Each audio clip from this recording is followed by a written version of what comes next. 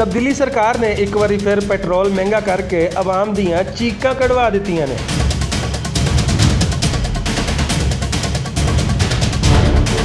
ओगरा वालों 11 रुपए 92 पैसे पेट्रोल महंगा करने का मशवरा दिता गया सी, पर हुकूमत ने 6 रुपए फी लीटर रेट बढ़ाया है। पर यह 6 रुपए भी आवाम उत्ते महंगाई का वह पहाड़ तोड़न लई काफ़ी ने जिन्हों सहना गरीब ते मतवसत तबके की पहुँच तो बाहर है। जदों भी पेट्रोल महंगा होता है तो हर चीज़ महंगी हो जाती है, क्योंकि तमाम चीज़ों की ट्रांसपोर्टेशन लई पेट्रोल ते डीजल ही इस्तेमाल होंदे ने। हुकूमत नूं चाहिदा है कि जिवें टैक्स निज़ाम में डायरैक्ट टैक्सेस का निज़ाम लियाउण की कोशिश की जा रही है, उवें ही ऐसे तमाम कामों तो परहेज़ किया जाए जिन्हां दा असर माशरे दे हर तबके ते इक्को जिहा पैंदा है। अमीर बंदा ते सह लवेगा, गरीब इस तब्दीली तो अजे तक मायूस ही नज़र आ रहा है। असगर अली, भुलेखा टीवी, लाहौर।